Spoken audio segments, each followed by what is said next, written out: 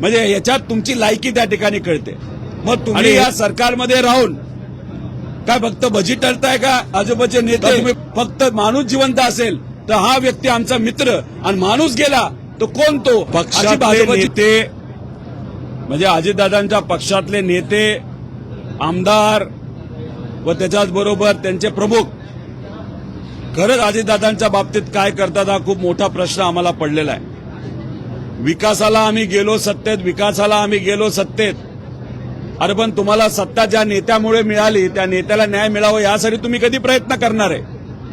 एकदा सीबीआयला ही एन्क्वायरी देण्यात यावी यासाठी तुम्ही पत्र दिलं, सत्तेत असून तुम्हाला स्मरणपत्र द्यावं लागलं, म्हणजे याच्यात तुमची लायकी त्या ठिकाणी कळते। आणि हे होऊन सुद्धा अजूनपर्यंत तुम्ही त्या बाबतीत काहीच करत नसाल आणि जयंतीनिमित्त एखादा कार्यक्रम घेत असाल, म्हणजे हे कुठं ना कुठं तरी फक्त दिखावापणा या अजितदादांच्या पक्षाच्या माध्यमातून केला जातोय असं आमचं मत आहे। आम्ही म्हणालो होतो पुणे रिंग रोडला नाव अजितदादांचं देण्यात यावं, अजितदादांचं स्मारक तिथं करण्यात यावं, पण त्या बाबतीत कुठं काय पाठपुरावा झालाय का? नाव दिलं गेलं का? पुण्यामध्ये अजितदादा अनेक वर्ष पालकमंत्री राहिलेले आहेत, त्यामुळे तिथं एलिव्हेटेड रस्ते असतील या सगळ्या मागण्या आम्ही केल्यात।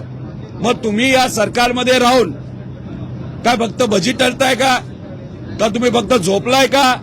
का फक्त भ्रष्टाचारच तुम्हाला करायचा आहे का? तुमच्यातले काही जण या वेगळ्या वेगळ्या कुठल्या तरी स्कॅम मध्ये अडकलेत, त्यांना तिथं वाचवायचं, जेलमध्ये जाऊन द्यायचं नाही म्हणून तुम्ही सत्तेत आहात का?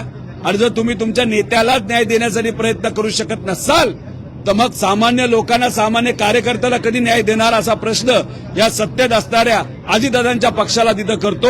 आणि भाजप बरोबर मी काहीच बोलत नाही, कारण भाजपचे नेते फक्त माणूस जिवंत असेल तर हा व्यक्ती आमचा मित्र आणि माणूस गेला तो कोण तो, अशी भाजपची भूमिका असते।